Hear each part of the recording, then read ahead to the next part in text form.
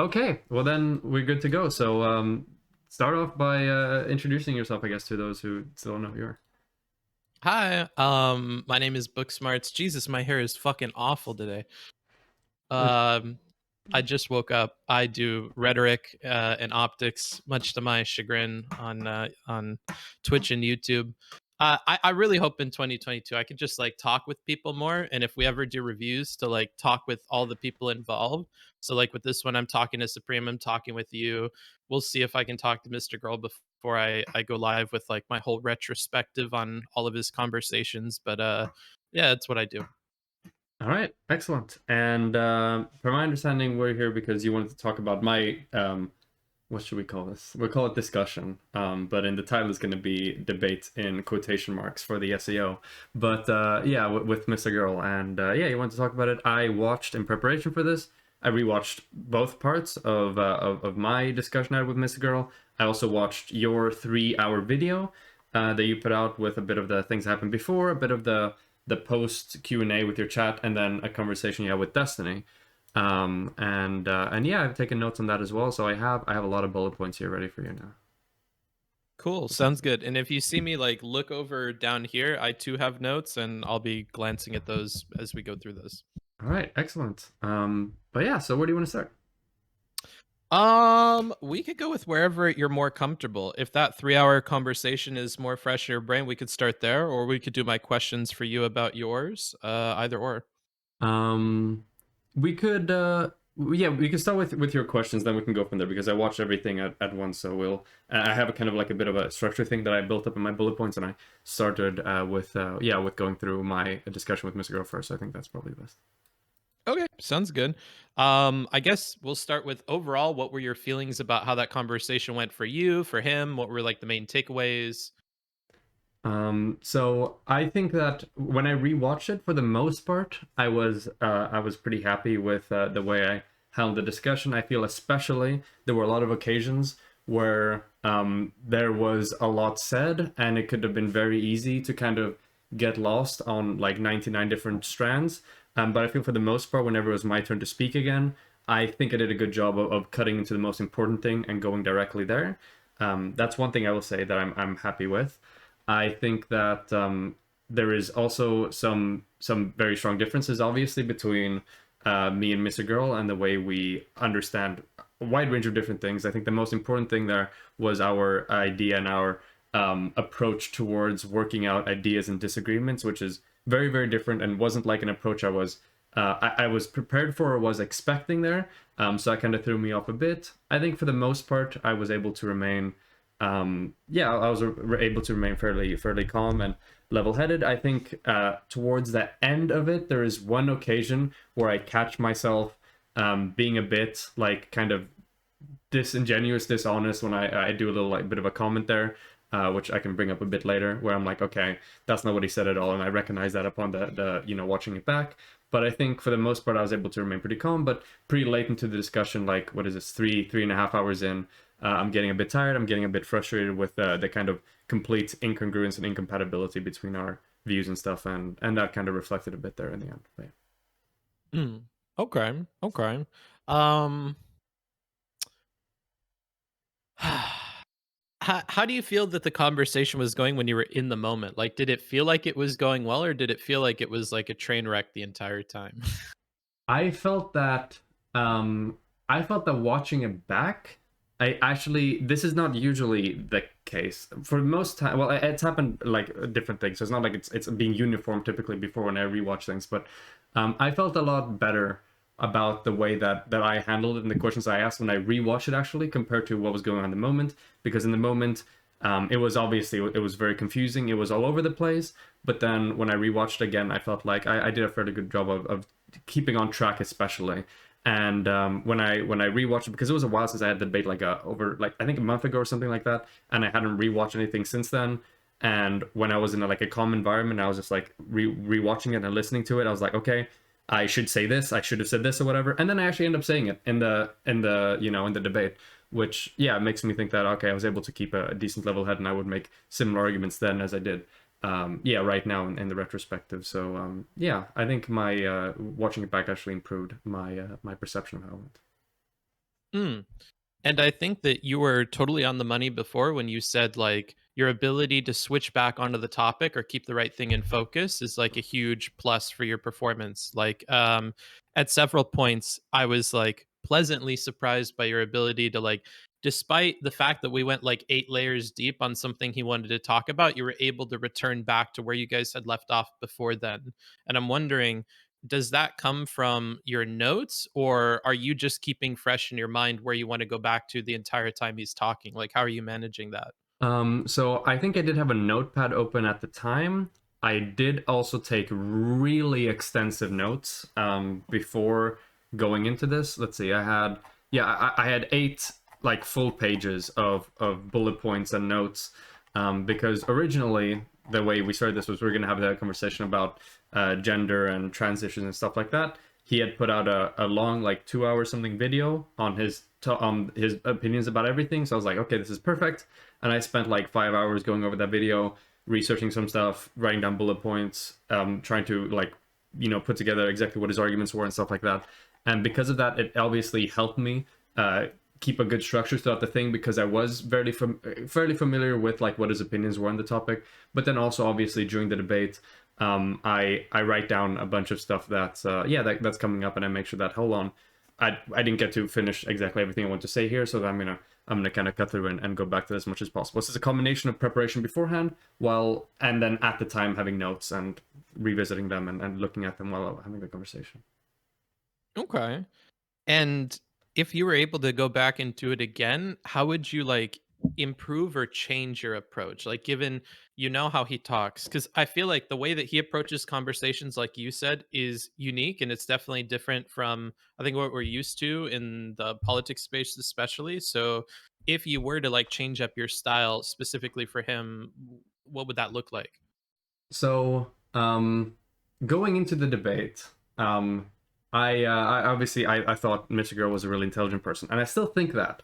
However, now I realize that despite him being very very intelligent, I do think that there are fundamental differences in the way we understand like logic and the way we see beliefs develop, especially that it doesn't seem like they're going to be able to reconcile. So knowing where those barriers are and where those complete like roadblocks are going into it, it will help me. It will obviously save time and it'll make the conversations less frustrating because once we get there, I can just be like, okay, now we're at a roadblock. I'm going to state specifically how I feel about this. This is my view on the roadblock. This is my side of the roadblock. This is why I believe it.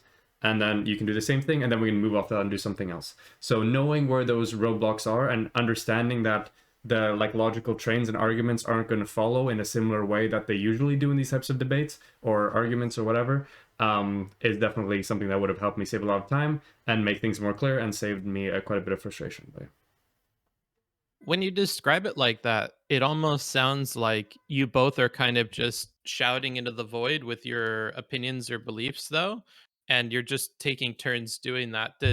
Does that feel like a conversation to you, or does that feel a little like disappointing? I thought the conversation was disappointing. I think I even say so much or as much in the conversation. I'm like, hey, I mean, if we're not gonna try to like grapple between the ideas, if something that I believe is testable and is able to be observed and is able to be falsified, like for example the cult in academia, if we don't even want to discuss that, if we don't even want to go there at all, then it feels like okay, what's the point of the conversation? We might as well just have our two separate things where we just say our opinions or whatever, and then kind of like move forward from there. He raised a good point there where he's like, okay, well, we're humanizing our opposition a bit. We're demonstrating that they also have thought processes, which I guess that purpose was met, so there was some value in it. However, a lot of the very important stuff and the good value that can come from conversations I felt was missed there. So to some extent, I definitely feel like it was a bit disappointing from that perspective. Yeah. Well, on that, what do you think those like top three values for a conversation are? Like, So I think that I mean the very very main thing is seeing how the ideas can dynamically adapt and to ensure that the arguments that you're facing aren't ones that you number one like cherry pick in the first place and are ones that you kind of like faced with right on the spot to see if you've thought about it before and then maybe when they work through and you can see them talk about and analyze some arguments you give them from their own framework and their own perspective, you can see maybe, okay, so what's their thought process like? Is there something else going on here that's noteworthy or not? Because a lot of those things you don't really see in the prepared content bit, because you're presented with more of like, hey, here's the straight up like conclusion kind of, and here's like maybe one or two arguments I picked that I'm going to respond to here. While like a direct conversation, it's a lot more dynamic when it comes to, you can really test more about what the other person really believes and why they believe it. And yeah, and that way, if it just like cuts off at like a roadblock, you miss that entirely, which is a bit disappointing. Another value for a conversation is also you get to know a lot more about the person, and that can also help inform and help you understand why they might think the way they do. So for instance, for more prepared content, and if they're just talking on their own, they have a lot more control over what they present about themselves and what they show about themselves to an audience. Whereas when you're interacting with another person in any environment, really, because the situations they're going to be placed in are going to be more unpredictable, you might see a greater, scope of that person and who they are and what beliefs they might have and the rest of it. And I think those are some of the things that that are typically missed out on and are hard to accomplish if you're not having like a direct exchange with a person. Yeah. And to Mr. Girl's credit, I think he accomplishes some of that by skipping the steps that we're used to in between. So, for instance, he'll challenge your position by simply stating what he thinks about it rather than like actually working through the way you argued it or even working through the way he thinks about it. He will wait until you finish your spiel and then tell you, I don't think you're being truthful about that. I think you actually believe it the way that I think it. And I feel like that I can challenges sense somebody. some experience coming from the debate you had or the argument you had with him, and that specifically shining through. Yeah, with the Yeah. yeah. And that's the rough part about this is like obviously my experience is going to tinge a lot of this, but I see it as like a repetitive pattern in I would say every single conversation that I've reviewed offline of his thus far. Mm-hmm. Um and that's the struggle is like I know my conversation will be reflected in that, but I feel like everybody else is going through similar issues. And Mm-hmm. when I talk to them, that seems to be the case. But it may be different for you. So if you interpreted it differently, I would be interested. I mean, no, I got he very much stated the same thing. I think specifically, what he said is this is fairly early into the discussion, I believe. It's definitely in the first part of it. I think he explicitly says that I'm a bad person, that I'm dishonest. So we got those two thrown out there in the beginning. So yeah, I mean, I definitely see where Yeah. you're coming from there, and this was something that I was gonna talk to you about a bit, and maybe like a thing I would have critiqued a bit from how you handled your conversation with Mr. Girl, specifically with overcoming that. And I think that there's a difference between that discussion you guys were having, where like, okay, Mr. Girl was talking about what the deep rooted beliefs of somebody have in regards to their attraction towards certain groups of people, and his mindset on that and whether or not that can be proved correct or false, compared to asserting the fact that there is like a cultish or like a conspiracy or whatever within academia. I felt that in your conversation, I understand why he's being quite defensive there, especially when you dwell on that, because I think very clearly that he's getting the impression that with the things that you're saying, because it fits perfectly into his framework, right? That you're kind of giving off a bit of like a holier than thou kind of impression when it comes to to you saying, well, you're a bit different in this sense, and I don't really feel this way at all, and with something that is intuitively negatively loaded. But I also 100% understand why you're being confronted, because you're being accused of lying, and nobody wants to be accused of lying, so it's definitely gonna make someone become defensive. But in that situation where it seems pretty categorically impossible to reconcile those beliefs at the moment, I think maybe you could have picked up on that a bit sooner and moved off it, because I think it Mhm. took like 50 minutes or something for that to end up happening, and yeah, I think that's probably the main thing. Whereas in my conversation, I felt a bit more like, hey, this is something we should be able to discuss. We should be able to assert whether or not something exists in the world, whether or not there is this pressure on academia, where the evidence for it lies, and we should be able to evaluate that. And that kind of frustrated me a bit in yeah, in my discussion with him. Hmm. 1 second here. Because I did have a note on that part. I really liked when he said like we can't have a conversation about this, and he made some comparison, and then you were like, I actually don't think it's like that. I actually think that this is something that we very much so can have a conversation about. And I thought that was a very good like comeback remark. Mm-hmm. And then to respond to the um what you said about our conversation, I do agree. Like I think pointing that out a lot sooner, the how we're not going to be able to like combat ideas or have a discussion about them. It's going to be I say what I believe, he says what he believes and what he thinks about what I believe, and then we move on. Mm-hmm. Um, I thought that in the moment and in hindsight, there was value in dragging that out so that it's clear to the audience, because I think sometimes if you do that way too quick, the audience will think that you just like didn't try. Mm-hmm. Kind of like when you pointed out to him, well, we can have a conversation about this, but we can move on to something else, but we very much so could. Mm-hmm. um I feel like the impact of that in hindsight, of course, like this wasn't like a master plan in the moment. I Uh-huh. think the impact of like the, well, if you're going to ask me a question and you only expect one answer, why are you asking me a question? I think that to build up to moments like that made it worth it in hindsight. But if I Mm-hmm. got to go back, I probably would have played that out differently and tried to arrive at that quicker. Yeah. Um, Uh, I, because like mhm. Oh, I don't know if you experienced this. I got really confused by what the hell was happening, because I was like saying stuff, but what was getting parroted back to me felt like not at all what I was saying. And Mhm. it took me a while to catch on that like he didn't believe anything I was telling him on almost anything that I was saying, unless it was in line with what he was saying. And yeah, my brain was turning a lot slower than yours at figuring that out. Okay, I was gonna actually make a remark specifically about this because I think another reason why Mr. Girl may have been so, I think in some ways definitely justifiably frustrated at that first part of the conversation is because he's probably heard a bit about you. You think you're smart, and you're smart as well. So the fact that the topic was dwelled on for that long made him kind of even more defensive, when kind of coupled with maybe like a general understanding of who you are and what you do, and that this is kind of what you do, right? You're supposed to be able to pick out things in conversations and do analyses and understand when things are like fucked and you just got to bail out on there and stuff like that. So that probably added to it, added to a little bit there. I agree with you saying that, hey, having it be long enough to where it's something that is recognizable to the audience, sure, that's probably a good thing.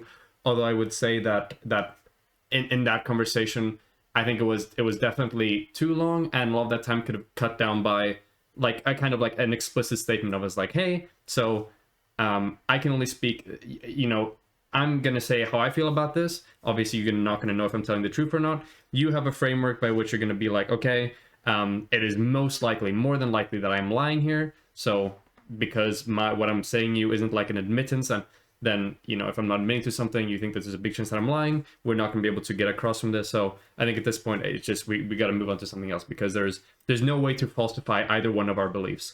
Unless we have like an X-ray that can look at our thoughts or whatever. But yeah, Yeah. that's not really applicable in the conversation. Yeah, like I think when he got us down that path of talking about religion and making the comparison to religion, that was like a helpful, Hmm. thing that I was actually able to contribute to like paint a picture of what's going on. Hmm. I thought that was helpful.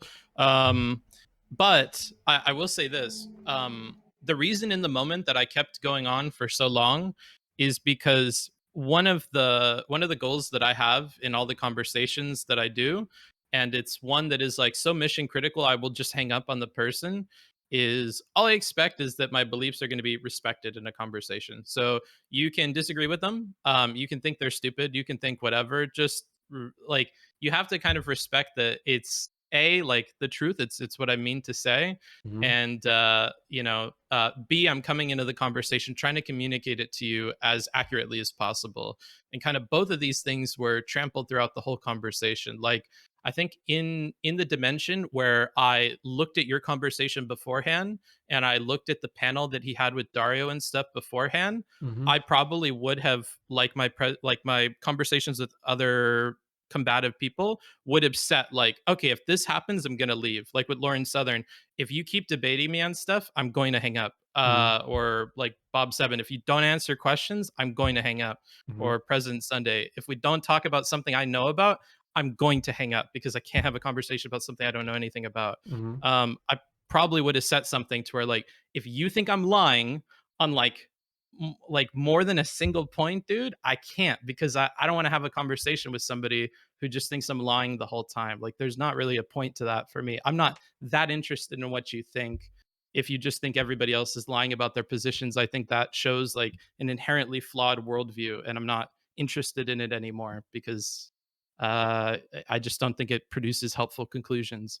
Because you've written off probably so many things in the past from so many people that Mhm. given a lot of your stuff is based on anecdotal experience, I can't even trust your processing of those anecdotes because when what somebody says doesn't line up with what you think, you jump to this idea that they're being not truthful, you know? Mhm. Um, so yeah, going back, I think I would have hung up if I would have known that was a thing, unfortunately. Okay, so then I have a few questions on that then. So I agree with you. I do think that anytime you have like an idea like that where hey something either fits in the worldview or they're probably lying about it, it's something that is it's fundamentally it's unfalsifiable, so there is a fairly there's a decent likelihood there that, well, number one, it's not possible for you to ever know for sure that you're wrong, but number two, there is a greater likelihood there as compared to if you had a falsifiable belief system that you may be wrong. And I 100% recognize that, and that makes sense. But I would say that do you think that do you understand where that perception form and that it could be a bit of like a reasonable perception to have of people, given his experience and the exact topic that you guys were discussing and specifically how inflammatory and how taboo it is? Yeah, so like when he did the whole statistics thing where we go down the logic of like, well, I mean, even if people did feel this way, they're likely not going to admit it. I understood all that. Like, Hmm. I understood why he would think that. But where I disagree with you and probably would disagree with him as well, Hmm. I do think that you can prove people to be dishonest. So if you thought that I was lying, I think rather than just jumping to the conclusion and repeating it over and over and not really engaging, I think Hmm. the smarter thing to do is what he tried to do at first, which is ask questions and try and pin me down, because I think with in the Lauren Southern conversation and other conversations he's had, even in the Destiny one, like I don't think Destiny's like you move through this filter of or this binary of pedophile and then it's a spectrum. Like I feel like a lot of this was made up in the moment or didn't sound like it was thought through very well. And I think he does a good job of that through questioning. It's just he went through questioning with me and just I don't think he was happy with the results, but I don't think there were like inconsistencies in what I was in my answers or anything like that. And Hmm. so yeah, I guess my expectation is if you think somebody is lying, you can work through that. Like if I think Lauren Southern is lying about her knowledge about a topic, I think one time on stream we just like looked it up, Lauren Southern XYZ topic, and there she is on TV talking about it. Like, okay, well then you did know something about this because you went on television to talk about it. So I think that if you think somebody is lying and it's that important to you, you could try and prove it, and that's usually my expectation there. Hmm. So yeah, I guess there's a bit of a difference here because maybe it's that I'm not thinking of the right questions to ask, but in the specific topic that you guys are discussing there, when it specifically comes to like conceding towards a specific attraction towards a specific person, um, I I have a hard time thinking of a line of questions where it's not like fairly easy to just keep like a consistent lie going there throughout. So if the positions were reversed in that conversation and you held Mm. Mr. Girl's beliefs and he had your belief and you were confronting him on this, what questions would you have asked there to try to suss out whether or not he was lying then about that position? I honestly would have shut down conversation about it and would have moved on, but that's just because I have a different style. Like if I think he wasn't telling me the truth about that, I would ask like uh questions in a very accusatory way. So like, hmm, so when you look at young people, you're going through this calculus in your head every single time to do like the problem is like I know how I think, and so it's tough for me to come up with a way to like disprove it. But if I believe that the other person was not being truthful about the way that they're like evaluating attractiveness in people, I Hmm. would probably just move off of it. I would ask questions to get an idea of the system underneath, and I would leave it up to the audience. Like, is that really how you think? Like with my audience, I'm sure there's a lot of people that would be like, "Oh no, I don't have to go through any like mental hula hoops to think about attractiveness. I actually just look at young girls and I can immediately tell intuitively which one's hot, which one's not." Hmm. And I tried to get that across in the conversation, but I didn't do a very good job of it. Like, I do think there's a non-insignificant number of people who think exactly the way Mr. Girl does. That's why I didn't like shut down or call him a liar for the way that he's thinking about it. I think a lot of people think like that. It's just I don't think like that. And yeah, so I would have just let everybody say their piece and move off of it, honestly. Um, okay, then I have two more questions on this specifically. So in that situation that you were in, when you think somebody's lying, would you state that, or would you not state that and move on? If I really wanted to state it, it would be in a pretty backhanded way. It would be like, that's an interesting thought process because my general impression talking to other people is that they don't have to go through this drawn out process when they're determining these things. Hmm. There's an innate sense of what is hot, what isn't, what is attractive, what isn't. And hey, maybe they are going through all these steps and maybe they do need to just think about it. But I think realistically, most people are making a snap decision that does not involve any of this intellectualism, and then Hmm. you move on. Yeah. That's But not technically that accusing him of lying. Like even if you go no, by that, that's like saying most people. So it sounds like, okay, well, you might be the exception there, like right? I never like want to say that people are lying unless I've proven it. But that's like a huge thing. Like Hmm. if Okay. anything, one of the things that triggers me the most about him because I have that bare minimum rule of like respect. I think accusing people of lying is perhaps one of the worst things that you could do in a conversation with them because I feel like it really shuts it down. Hmm. All it communicates to the other person is like I'm not listening, and if I am listening, the only reason is to like prove that you're not telling the truth.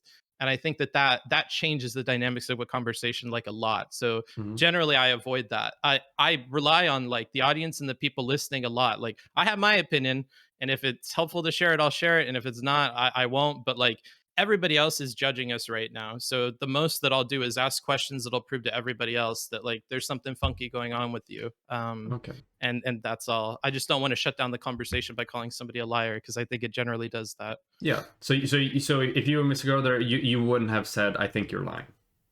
No, even if I did think he was lying. Okay. Yeah. But if I And was mhm. asked, then that's different, you know? Okay.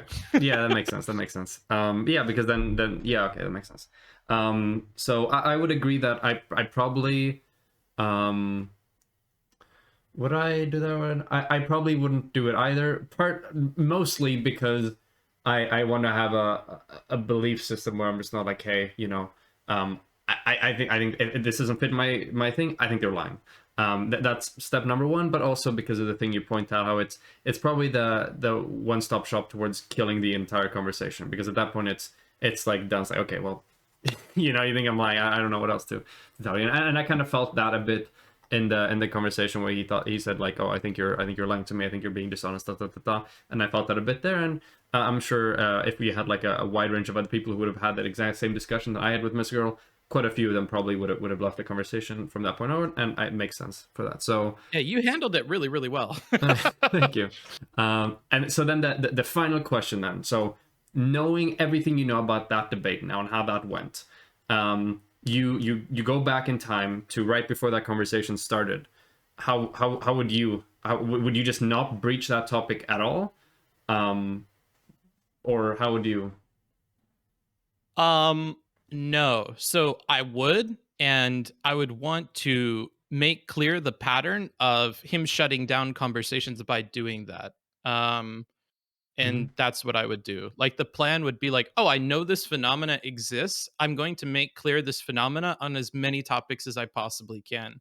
So Mhm. with all the prep I have now, I would try to figure out my positions on a lot of the questions and topics where he shuts it down by calling the other person a liar, and I would just hit them in rapid succession and then point out at the end, hey, look, you can't really have a very interesting or thoughtful discussion when you believe the other person is lying on all of these topics that they're disagreeing with you on, right? Hmm. That immediately shuts down the conversation. It makes it where both of us are basically preaching to an audience of people, which to my understanding is counter to what your stated goals are. You say you don't even care about changing the minds of people or reaching people, and that's why you don't care about rhetoric or anything else.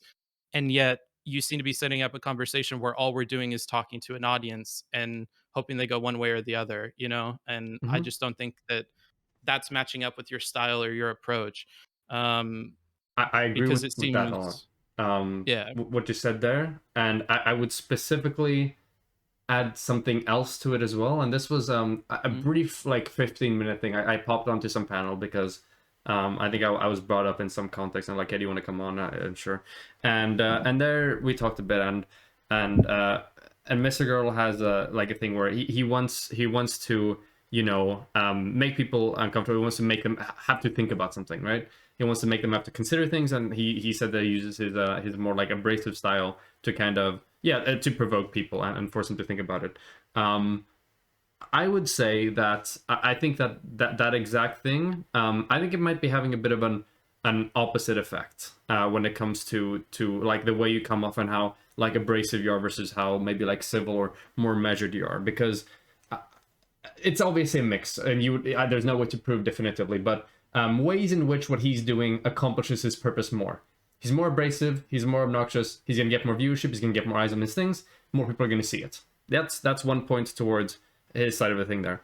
What I do think, however, is that if you are constantly really really controversial and you make yeah, a bunch of statements and you do them in a very distinctly like anti-optics capacity, sure, you're confronting people, but what you're also giving there effectively is you're giving people a super super super easy out to not have to consider anything you're saying. Because if they tell you something, but then they also make like a bunch of like pedophilia jokes or whatever, then you're like, holy shit, this person's weird, this person's a creep, this person might be a pedophile, whatever. I don't want to fucking listen to anything they have to say. I can just completely discount that. Whereas if you have maybe a person who is more measured, that doesn't give you anything to really hook onto and like bail them out, then maybe they will have to be like, well, fuck, there's nothing that I don't have a get out of jail free card, right? I need to kind of engage with this a bit more, and that's I think a point that goes against his general like philosophy on that specifically. So yeah, I think it's a mixed bag there. yeah. And one unspoken thing that I see repeated pretty often in the diehard Mr. Girl fans, because again, I've been researching, dude. I've been getting in the trenches. I've been infiltrating the groups. Uh-huh. I want to see like what is it that people love about him. I think that this idea of brutal honesty, where you have no consideration for how what you're saying is going to be interpreted by other people, and you go the extra step of verbalizing the thoughts that you know are going to upset other people, which is this whole thing. Uh-huh. There's a whole subsection of people on the internet that they look at that and they view you as more honest than the same person who was honest but kind in the way that they delivered it, This right? is, Um yeah. Everyone's gonna say you stole my take now because I said this exact thing like a few weeks ago. But oh, it's my. But yeah, sorry. go on, keep going. Unbelievable. Control B. Am I right? Okay, that's all right. But it's a good point. Oh no. There we go. We're finally back. So we were talking about the costs of being, yeah, so to say, like brutally honest, but you might be Yeah. accomplishing the opposite goal. And you were talking about And that. So go how some people view brutal honesty as more honest than like kind honesty or like sympathetic or empathetic honesty. And I find that interesting. Like when I was younger, that used to be the case for me is I thought that the kind of person that says exactly what they're thinking all the time, I don't have to question what they're thinking. I don't have to be afraid that they're holding back something negative from me. And maybe it's like a toxic thing in my brain, but I craved the negative. I was always worried people aren't telling me the negative things they're thinking about me. And I see that in Mr. Girl. Like I'm projecting that onto him, on. but like that's where my brain goes. And for all the chatters that fall in love with that, that's where my brain goes. And it took me a while of like hurting other people around me to where I was like, okay, this brutal honesty thing is not any more honest than like saying it in a nice way so I don't hurt my like friends' feelings and stuff. Like I don't think I'm being less honest by like wording something or waiting for a time to say something that is more like advantageous to like my friends and their mood or the goal of whatever it is I'm saying. Then I started to think about like, what is the point of wording something to somebody? Like, if I say some dickish thing that just popped into my head, what do I hope to accomplish by like flexing my like vocal cords and saying some bullshit? Like, do I want to make them feel bad? Because I can predict that's what's going to happen. And then Hmm. for a while, I was like, well, if they feel bad, that's on them. And you know what? Maybe that is what I'm going for. And then I had to like snap out of it and realize, like, you don't want to be an asshole to everybody. That's not really your goal. You're Hmm. just like coping because you don't want to change the way you're talking to people. Hmm. Um, Yeah, I see that as well. The way that I specifically phrased it, you know, the original take before you very clearly copied it. So what that was that I got frustrated, and this is probably this can link into the we got completely distracted from my discussion. We're gonna loop back to that, but this what I'm about to say also goes to the ending part of your guys' discussion.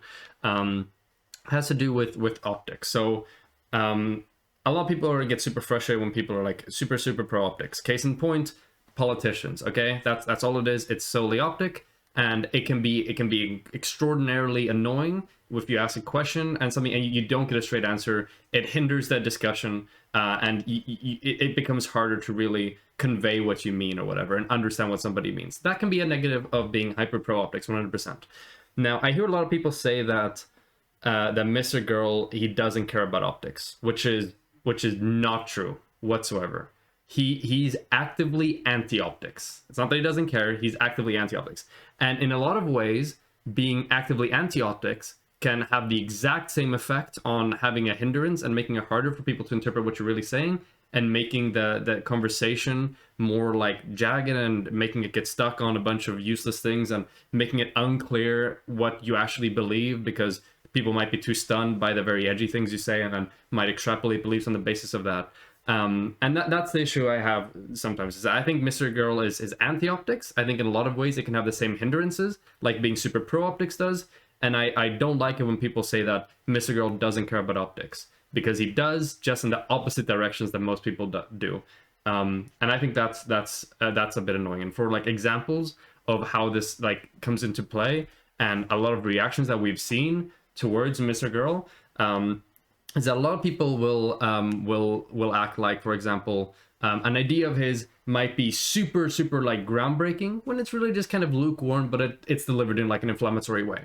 On the flip side, you might also have a lot of people that saying, "Oh, this idea is absolutely horrible, it's terrible," or whatever. When in reality, it was just delivered in a really inflammatory way, and because of that, people like read too much into it or misinterpreted it on account of that. So I think that the type of like stance towards optics and rhetoric that Mr. Girl has, I don't buy that it gets to the core of things.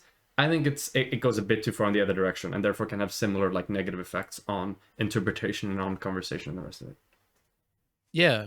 And to build on that, I think like optics is like a choice. Like when you're doing something that you know is going to have a certain reaction, and then you buy into that delivery. Like when he says, "I know what I'm saying is going to upset or provoke people," and that's part of why I'm saying it. Like, well, then you just made a decision. Like you said, going in the opposite direction.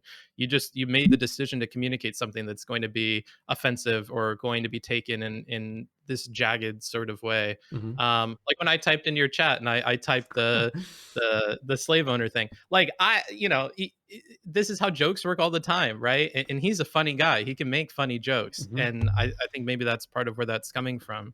Um, and that kind of triggers me when people call me the optics guy and whatever when I'm like making a joke. Like I'm making a fucking joke. If I was trying to communicate a point Uh, to you like as succinctly or to get as many people to accept it as possible, it would be worded differently. But that's the whole point, right? If I want to Wait, shock you so and you're saying that the people whatever, that work for you aren't actually slaves? some of them are slaves, let's be Some of them real. are. But Okay. you know, All right. yeah. Some of them are in the master's good graces, okay? I'll say that. Okay. Okay. I got you. Jesus Christ. Oh no. Okay. All right. Yeah. Yeah. But that's. I think we kind of both. At least I independently arrived at this. Well, I don't know about you, but yeah. Yeah. I'll give you the I'm benefit of the influenced by doubt. many people. It could have Uh, been you, could have been, yeah. We'll see. We'll see. Yeah. Okay. Yeah. And then I think the final thing that I wanted to point out there a bit. Oh yeah, hold on. So the the message you sent in chat. The this is weird. Oh, yeah. Yeah. Do you have a question about it? I'm like, how is he You know, gonna approach you this? know, Let's see. I'll let you dig yourself into a hole, and then we'll see. Okay. So if I were to go back in time, wouldn't have done it. That was a misstep. Hmm. Now, was it as big of a misstep as I think it was blown out to be? Not really. I think contextually we could understand the message. I feel like I read messages from people that understood the message. Message shouldn't have happened. Um, and I think that's part of why I told you if I were to go back in time, I would have a very hard line about the lying shit and I would just end the conversation because if I get to the point of frustration where like I don't feel like I'm heard by the person I'm talking to and I feel the need to go to my chat, that's a really bad conversation. Like it's not very often I even look at the chat while I'm having a conversation with people, you know, like unless I'm on somebody else's stream, I genuinely don't pay attention to the chat because I don't want to be distracted or like have my brain subconsciously pulled in any direction. So like, Hmm. yeah, it was a misstep. I think it's understandable why it happened, and I think it's indicative of like the problems you're having in the conversation. But I wouldn't do it if I went back. Does that cover Hmm. it all the way, or do we want to dig Um, more into that? yeah, I mean, obviously, it's like it's a bit. Yeah, if you're having a conversation with somebody and you have an eye on their chat and they're like typing in the chat that like this is where whatever, it has like a negative effect on the conversation. It can definitely be read as rude, and I think Mhm. that especially at that point in the conversation where he's kind of getting this holier than thou impression of you, and you guys are stuck on this and you guys are both getting frustrated, and then that on top of it, I think it definitely kind of like blew things up a bit. I think if that would have just happened like independently, like if that previous history hadn't been there, probably wouldn't have been as big of a deal. I still think it was the yeah, it wasn't a great thing to do because it kind of takes people out of the conversation, and it can be seen as definitely a bit of a slight there. But yeah, you acknowledge that, and I'm just providing a bit more context of probably why it was like blown out a bit more than maybe would have been if it was just done independently. But yeah. Have I uh done enough to own that? I see somebody in your chat. See, because I am reading the chat because I'm not streaming. okay. Um, that I can't own what I do. If there's more that's wrong there, I'm willing to admit it. Like that whole thing was a misstep. I would not go back and do that. To be Mhm. clear, like Wait, all why I'm saying is wouldn't you go like back and do what's like your main reason behind not going back and doing it? it doesn't accomplish anything. Like that's the main thing. It only accomplishes negative things for me, right? It doesn't tell the audience how I'm feeling any more than I could have communicated on stream. It makes me look bad to Mr. Girl and his audience. It like you said, it throws the whole conversation into disarray. It gives him points to support this narrative that like I've not been truthful the whole time or I only care about optics or yada yada yada. Like it was just it's bad in like every single dimension. So that's why I wouldn't go back and do it. It doesn't accomplish anything I want to accomplish there. Hmm. Okay. Yeah. That makes sense. So I guess then now, unless you have something else to you want to talk about your debate specifically, I have a pretty good segment back into to the conversation him and I were having. Um Okay. Um Up to you. So I have a bunch of questions about your hippy dippy, the that conversation. So we can go whatever direction you want. yeah, okay. We'll do the direct connection there. So something I did notice, and this I would say was probably the most annoying thing about that Mr. Girl did during that conversation, from my perspective, and that's because I felt that he was trying really really hard to compartmentalize me into like the debate bro box, when it comes to what was being said. It definitely felt that hey, he was trying to frame this as like me being hyper confrontative and me, like not listening to what he's saying and me wanting to own him in the marketplace of ideas and da da da da da. When number one, if you ask anybody except for Demon Mama, I'm pretty well known for not being like a very, very confrontative, very debate bro-y person, and I definitely think I carried that through as well during there. I was pretty calm. I worked through things. I stayed away completely from making like very heavy-handed statements, especially like more like condescending ones and stuff like that. There, I don't think I was hyper confrontative at all. If I was, I wouldn't have done the thing where I cut through a bunch of stuff and go back to the main topic. I would have picked at every little small thing that he said there along the way, to which I do have responses and kind of gone through it in a really like petulant manner. But I didn't do any of that, and that was kind of annoying. It felt like I was really trying to be looped into there. And then to further support this, I saw him having a conversation about this at some other place. I don't remember quite where he said that I think he was, I was, what was it? Something chat reader, a common chat reader that was just like reading everything my chat was saying, and I wasn't really talking to him. I was just talking to my chat, and I was just taking talking points from them, and da da da da da. And that to me felt that felt completely ridiculous, because if you ask anybody in my chat, they know I don't give a fuck about them. Like, I don't look at them at all. Okay, especially when I'm doing things, I don't pay attention to those motherfuckers. But also because my chat was really divided throughout. Like, the top comment I think on that debate right now is people being like, hey, so your chat is like it's very like mixed on this. It's not like they're having like a united front. I don't think I took a single like piece of guidance from chat throughout the entire thing. Obviously I was glancing over it from time to time, but I never really dwelled on it. He read my chat more than I did, probably because he brought up a bunch of examples from my chat sometimes. And I said like, okay, I mean, hey, focus on me. I don't take responsibility for the things that they say. There was one person that said that he was gonna get killed or whatever. I was like, just tell me you're there and I'll ban them. And then also the final piece of information that I have and test for myself that I know that I wasn't reading chat and just conveying what they were saying, is because when I was rewatching it, like I mentioned previously, I was listening to it and I was like, okay, I hope I say this. I should have said this. And I was just listening to it then. I wasn't watching, I wasn't on chat. And I ended up saying the exact same thing. And that's only me then in that moment, rewatching it. So that gives me extra, like, you know, it proves, it verifies even more to myself that I definitely wasn't looking at chat or anything. So that felt completely misplaced. And it felt like it was trying really hard to put me into the debate bro category. But yeah.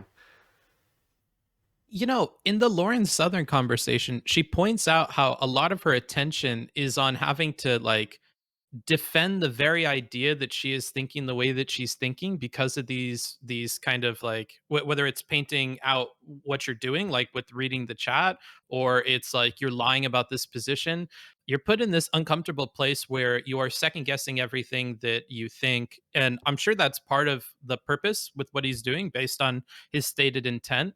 Mhm. um but man, is that difficult to deal with in the moment. And it's a bit of a mind fuck that like I don't think I would subject myself to any further. If Mr. Grow was just like a little bit more kind in the way that he spoke, maybe I would find that to be like an enjoyable experience or like a challenging one. Or if I felt like we could have a back and forth, like how I'm sure you have had with Steven quite a few times, where it really does feel like you're bouncing off of somebody who is changing what you're saying and giving it back to you. And that's like a good productive thing. Mhm. I don't feel that way with that. And when he gets things wrong, I feel like it only takes one or two of those wrong assumptions put forward very like strongly for me to want to like disengage. Like if he's saying that you're reading your chat and you're copying everything from your chat and you know you're not, and then on the rewatch you know that you're not, and so on and so forth, it doesn't it start to feel a little bit bad that he's making all these like very concrete assumptions about what's going on internally or what's going on your end, and like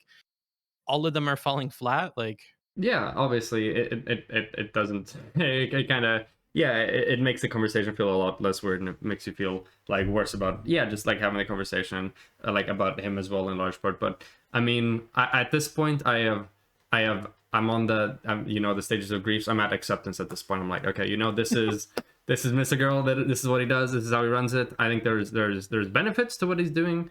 I think there's also harms. I think that there are optimizations that can be made here and there. But at this point, I'm like, okay, I mean, that's what makes him entertaining. That's what gets attention to him. That's what he's gonna do. That's what his like artistic expression is. That's the way he's done things throughout his entire life. This is how he's gonna keep on doing things.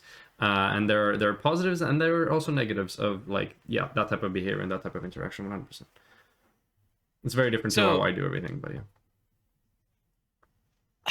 would you have more conversations with him if they're all guaranteed to be approached in the same way? Is that something you'd want to keep doing?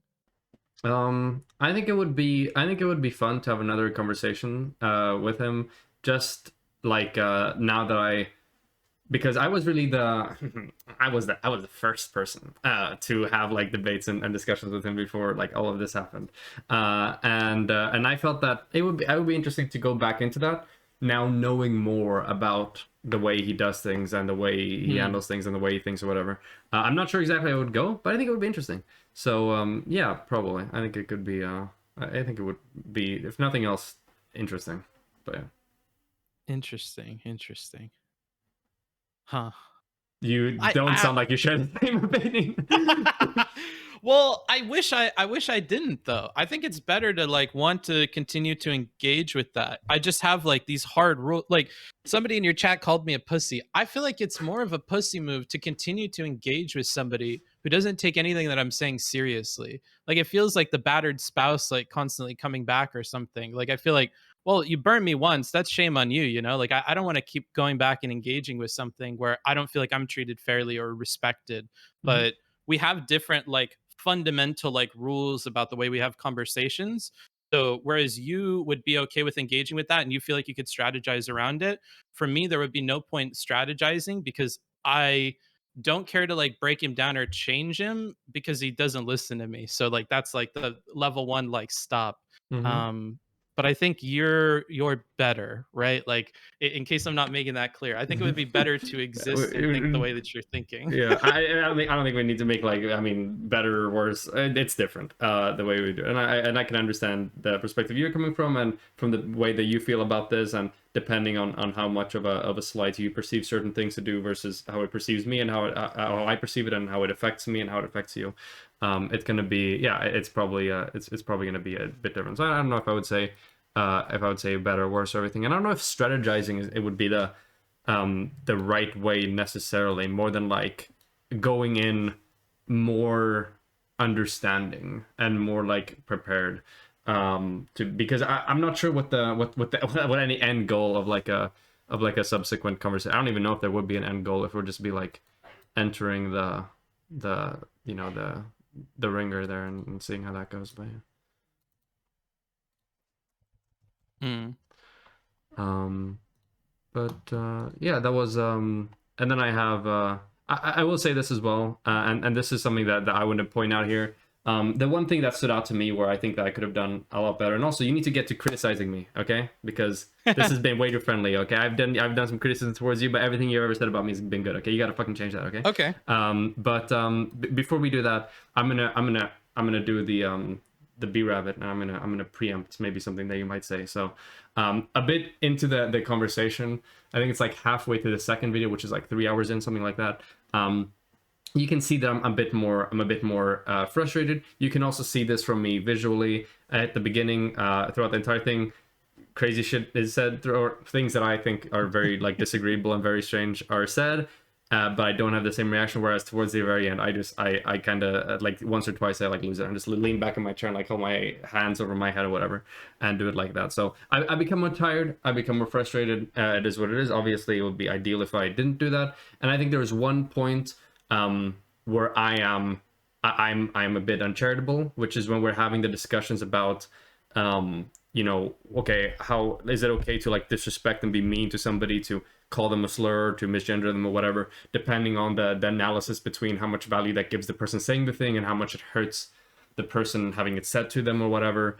And we specifically, we both agreed that hey, it would be, yeah, it's probably it's not good enough. We both agree that the harm caused by using a slur will probably outweigh the benefit to to the person saying it. And then I think I made a little jab. Let me see if I can find what it is. Oh yeah, and then he made like an example of like, okay, obviously, you know, it's wrong with if people were to like go around, you know, using the T slur towards trans people. And then I said like a kind of like sly remark and like, well, unless they think it outweighs the harm, am I right? Which is kind of like, yeah, even though I specifically asked him like a minute before whether or not I thought it outweighed, and he said no. So I mean, it was a jab. There was something he explicitly said he didn't believe before. He didn't call me out on it though, so I'm calling myself out on it before he can do that. And that kind of signaled like I was a bit exasperated then. And I think that was the main moment where I was a bit I was a bit like disingenuous, I suppose. And that's like the main comment proposal. And then I was a bit unclear and fuzzy on a bit of the Biden thing. I think I could have stated my belief a lot more clearly. And I think those would be the two main pieces of critique I have for myself. Okay. Do you think it was a problem tonally to be combative or argumentative, or do you think that that wouldn't really make a difference in how he's perceiving you? Um, I don't. I didn't get the impression that I was very combative Because tonally. at 5 minutes and 20 seconds into your We got the second VOD, timestamps. Let's go. Oh I yeah. all of my notes are timestamped down. Okay, let me look He this up. says that you have an aggressive tone, you're being Oh. challenging, combative, and then before that, he repeats at multiple points that he doesn't want this to be framed as a debate. He doesn't want. He thinks that a lot of the things that he believes are inarguable. There's no point in having a conversation about them. And I think that comes to a head where you start doubling down on this like combative, aggressive sort of tone. I don't necessarily think that's bad. Mm-hmm. Like, as somebody that did that in the conversation I had with him, I think there's a place for that. I think there's a point of frustration where, like, if you're not really showing it, I think you're kind of losing out. I think it's fine to show that you're becoming frustrated as long as it doesn't blow up too much. Like you said, with the like putting your hands on your head Uh-huh. and stuff, this was something Supreme felt about his conversation too. At one point, he like throws his arms up and he's like, "I shouldn't do stuff like that." Mm-hmm. I was just frustrated. It gets really frustrating. Mm-hmm. Yeah, I see what you mean. So, undeniably, he did say that. And I'm going to say that I struggle to see from my own obviously biased rewatch of it and watching from it that I was very confrontative and argumentative. I think that I can be. I have the capacity to be. Everyone else, for the most part, is a lot more. There were Yeah. plenty of opportunities for me to be more argumentative and confrontative. So I don't share that sentiment at all. Really, I think that one of the times where he said this was specifically when I asked him like, okay, so this is how I would solve the issue of handling people with gender dysphoria in society. How would you solve it? And the way he interpreted that question is like, okay, this is me asking him specifically only with the purpose to debunk and shit and everything he says, regardless. And then the funny thing is, he actually ends up answering that question. And at the end of him saying that, I'm just like, I agree 100% with everything you just said. Mm. So it kind of shone through there. I was like, okay, well, what does that say? But I do understand that, like, hey, if you've seen a bunch of clips and the kind of debate sphere has this reputation, and you go on with somebody and they look like this, they have like the headphones, they have two chats on the same side, a bunch of fucking messages, like they have all this thing going on, and you have like the preconceived notion you have of these types of streamers and these types of conversations. You might have a bit of a buying bias there, right? Where you might interpret things that happen. You might be like, you're more quick to call it out. So I wouldn't say that this is him being like dishonest. I think he may very well have believed in the moment that I was being like a bit debaty or whatever. But I think in large part that stems from like preconceived biases about myself or the type of people that do the streaming thing or whatever, which for the most part can be pretty accurate. But I think you should have still had a more specified like analysis of what was actually going on in the conversation. Yeah. So the reason I ask is because when I read your chats, both in these VODs and talking afterwards, whether that was your Lauren Southern, right? Mm-hmm. Conversation, or this one, I think that there are a bunch of people that ask you to be more combative, more challenging, whatever, because they're conditioned to expect that out of other creators in the space. Mm-hmm. Including my Um, chat during the debate, by the way, yeah. which I didn't quite follow, which call back. But yeah, never mind. Keep going. Yeah. Mm-hmm. And then there's another group of people that don't want it. They like it because you're not that way. Mm-hmm. Um, I could go either way on this. I think there's a lot of value if you're combative and prepped because you are going to perform better than other people, especially if you can keep your emotions in check. Like, being combative without being emotional is really powerful, but only being combative when you get frustrated or emotional is not. Mm-hmm. And then beyond that, I think creating a very stark contrast between the moments where you're combative and the moments when you're not makes it appear rougher when you get combative. So like you are very, very patient. You let people go on and on and on. You don't really interrupt them. You have a calm demeanor. You're not like making faces or acting crazy. So I think when you do actually start to push somebody on something, it sticks out more, even if it's way less of a transgression than like another debate person doing it. Like you're still asking softly, but there's like a firmness in the tone that sticks out more because you've Mhm. been calm the whole time. And I think that that's like a little bit of a curse. And it wasn't Lauren Southern, it was fucking Dima Mama. Oh, Like okay, yeah, yeah. anytime you would get a little bit aggressive or frustrated, Dima Mama would jump on it because Uh-huh. it's really easy to see. And that's part of her whole goal, is to get you frustrated so you don't look as good. Mhm. Um, I think we had a bit of a different perspective on the Demon Mama debate, right? Um, oh, maybe. so I don't know if it was you or one of your slaves who read the comment I left on your video, and Oh who hearted shit. it. So by the fact that you don't remember it, I'm gonna Oh, assume that. probably me, because nobody else can heart stuff. Okay, it's just you then. Yeah.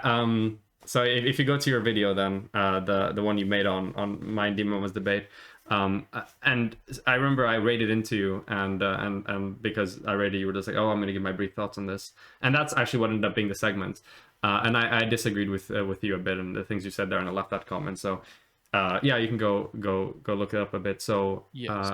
and while you do that, just a question. So do you have any you mentioned how like calm and unemotional combativeness is really good. Just for reference, do How you have what? calm and like cool and unemotional combativeness is Yeah, positive? Yeah. yeah. Okay. So do you have like what's like an example you have of this, of like somebody doing this well, like a specific debate or whatever, just so I can get like a better idea of it, of precisely what you mean. Yeah, like Dr. K, obviously is like a good example of just staying calm and staying chill, or staying positive. I think that's the next step, is don't just be calm and chill because it's not as entertaining. Okay. And this would be one of the critiques I was going to give you after this. Mm-hmm. To be more entertaining, people want to see emotion. And if you don't want the negative ones because they're not good, you Mm-hmm. can be like joyous. And I think that like Dr. K does that really well. Steven, when he's talking with conservatives, like sometimes, like if you look at him talking with Geisha or other people, he can turn on that calm and patient mode, and stick with that for a while as well. Like he has the potential to do that. Mm-hmm. um uh if I'm thinking for other people, um A4 Andre can do that, but he hasn't streamed this stuff in a long time. I think a lot of people show the capacity for it. Hans of Harkir, he can, but he just hasn't been choosing to do that lately, which is Mm-hmm. disappointing because he can be that patient and that calm and whatever. Mm-hmm. Um, does that answer the question? Yeah, it makes sense. So yeah, to like just examples of being assertive, kind of combative directly what you're saying, while still retaining yeah, not being overtly emotional.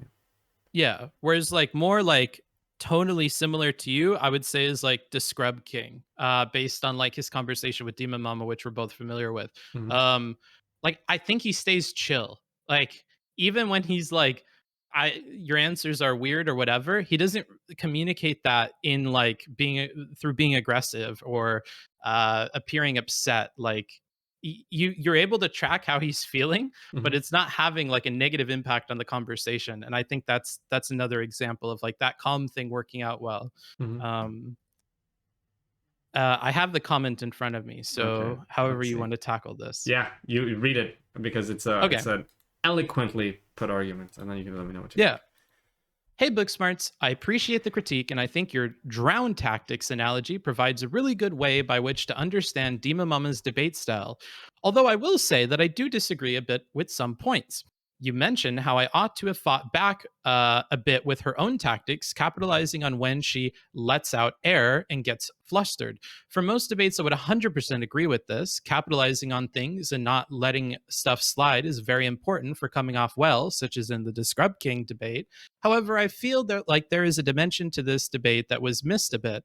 Because Demon Mama's style is so confrontative and aggro, and I am known for being more of an easygoing, passive, and polite debater, I felt like I could really capitalize on the sheer contrast of our debate styles. True. A lot of people walked away from this debate thinking, wow, how could Demon Mama be aggressive with Rose Wrist of all people? Her rhetoric was way out of proportion. Just to comment on, I think you could have worded this quote a little bit better to prove your point, Okay. just as like a little bitty critique. So like, Demon Mama being this aggressive with Rose Wrist of all people is coming from a general ethos that you have in the space, not necessarily the way you behaved in the conversation. Mm-hmm. And this is something I saw also with me and Mr. Girl talking. Is there's a lot of people that go to the ethos of like what Booksmarts is and are confused with how he could think these things about me, just because generally I engage in good faith or I'm patient or whatever. I think that similar things could be said about the demon conversation, because in this conversation you do get frustrated, like very visibly frustrated Mm-hmm. at quite a few points in the last part, Mm-hmm. which I also think going on for a conversation for 3 hours might be something to like reconsider, because Mm-hmm. it seems to be that always in that last hour or hour and a half with frustrating people, you get frustrated like anybody else would. So if you do want to never come off as frustrated or aggressive, maybe that's food Okay, for thought. that's my upper limit. 3 hours. That's how long I can do. Yeah. Mm-hmm. I mean, like 2 hours is probably solid. Like 1.5 or 2 hours. I think you could stay chill for like that long. That's not that bad. All right, While cool. I appreciate the feedback, I do feel like trying to match her at her own game would have undermined that contrast. And unless I did a better job at it than she did, which I don't think I could do, nor is something I have an interest in doing, I think it would have been just right here. So if it's not something that you think you could do or have an interest in doing, the rest of this doesn't really matter because you Mm-hmm. just don't want to do it. So specifically, a I think better it would have. job. When I say that, don't think I could do. I could absolutely be Mhm. more confrontative, but more confrontative than Demon Mama, that's a tall task. So that's Yeah, specifically what I was referring to there. But then the not having an interest in doing it, that's yeah. yeah. And to be clear, in case I wasn't, because when I have to do these like 15-minute, like, oh, here on the spot, give me your things without looking at your notes. Uh-huh. I don't think you have to be more than her. That's a tall order, Mm-hmm. especially given your style. I just mean that like capitalizing in whatever way you could in those moments where you notice that she's getting flustered will do you well. That Mm-hmm. doesn't mean you have to be a dick about it. You could still have a rose wrist approach to that is like calm and measured, Mm-hmm. but puts on pressure, because you can do that like you did in the Mr. Girl conversation, asking questions with a more forceful tone or constantly bringing the conversation back to these hard points where you know it's upsetting her or flustering her. Mm-hmm. That's an approach to this that doesn't involve aggression, but would be more of what I'm talking about. Like when she gets frustrated, she makes herself look bad. That's Mm-hmm. why I think that she does that to other people, because she thinks similarly of other people. And I just think bringing her to those points more often and really pushing on them for that effect is probably good. Let me finish this. I think it would have been a poor performance on my part. I think that staying calm, letting a few things slide, and completely refraining from remarks about my opponent, something that Demon Mom, on the other hand, did quite a bit, worked out in my favor, purely because of the sheer contrast between the two of us and our debate styles. I would totally agree. Comments I received on the debate seem to echo my point here. What do you think? I think that's very much so true. I think there can still be that contrast while also prior or kind of what's it called, taking advantage of those moments where she gets flustered. Mm-hmm. Um, Anyways, thanks for the feedback, and if you'd ever like to chat sometime on stream, just let me know. It Wow, happened. foreshadowing, amazing. Okay, yeah. So back to the Mr. Girl thing then, I guess. Yeah. Like I like your chat mentioning when she made that spine comment during the bit. I wanted to throw my computer out of the window. Yeah, when she says like, "Say it with your chest" or whatever. Like, oh man, like Yeah, it was like an this poor injury dude. there Why are from you that. doing this? I'm just there like politely, like the fucking the baby, like little Keem, the dog or whatever. I'm just like, so Mhm. she's been speaking for like 70-80% of the conversation. So if we could balance out the conversation, I think it would be a bit better. I think we would have a more, better exchange of ideas, and I think it would be a lot more Now, productive. We can get through things a lot faster. I know I fucking spam this out. to be But fair, to be fair. passive aggression never gonna work, right? And that was kind of my like a hidden part of my point that I was making to you. Hmm. Passive aggression doesn't work out well for you, because especially when she is looking for you to be frustrated, Hmm. she'll take any degree of aggression and kind of attack that and jump on it, especially if she's in a better emotional position, right? Because she's looking for that out of you. And Mm-hmm. it only takes the littlest crack for her to know that she's fucking with you under the surface. Mm-hmm. But when you see that crack in her and you push, that's a very different power dynamic than when she sees it in you and she pushes, right? Like Mm-hmm. that passive aggression coming out in a way that's not really helping you is Mm-hmm. very different than an intentional aggression in a situation where you have the emotional advantage. And so that, if that makes any sense. Yeah, I wouldn't necessarily. So at that point of the conversation, like an hour in, um, I was a bit frustrated at the way that the conversation was going. But Mhm. I very much didn't interpret it as like I was still like very much trying to be like, okay, I'm gonna keep it as polite as possible, but we genuinely like we need to balance this out, and I think that was the best way. So I think now when I phrased it to you just then it sounds a lot more passive aggressive, obviously, because now it is now, and now the whole thing is past or whatever. So that makes more sense. But I think there in the moment, I don't think it was necessarily really passive. I think there were some times there was a bit passive aggressive. I think when in response to I think she, not only did she call me a debate bro, but she said that you probably think that I'm a something like that. She also ascribed herself a position based on how she guessed that I would insult her if I went to insulting her. And then I kind of made like, well, I don't seem to need to do that because you seem to be insulting both me and yourself from my words and from my perspective just fine. Something like that. And that was kind of weird. Hmm. But yeah, that's what I'd say. Interesting. So you didn't think that the remark about her taking up that much of the conversation time was passive aggressive? How would you describe it? Um, it may have been a bit, maybe a bit maybe a bit condescending, but there wasn't Okay. any. I didn't feel negatively about Demon Mama at that point in time. I genuinely Really? thought, because this is the impression, you probably don't know this, and you probably laugh at me for having this idea, but I think you're a liar. I think you're lying. I'm just fucking with you, God. Yeah. So going into that debate, I genuinely thought that, and this you might laugh at me for, but this is what I thought. I was like, you know what? I've seen a lot of Demon Mama debates. They tend to get out of hand, but I think it's possible. I think it's possible to have a good civil conversation and a disagreement with Demon Mama, and I'm gonna try my very very best to do everything I can in order to keep to keep that balance going. And I genuinely went into that impression. Now I've learned that at this point I think it's basically categorically impossible. Like I don't fucking know. But that's very much the impression I went into. So I'm like, I'm gonna go in there and I'm gonna fix this. Okay, I'm gonna be the first one that can hold a civil disagreement with Demon Mama. So and that impression held really up until the point where she made that comment about me being spineless. That's when the bubble popped, and I was like, okay, fuck this. I don't know what the fuck to tell you. But up until that point, genuinely from my perspective, it was very much like hey, I'm touching my cables again. Don't fucking do that.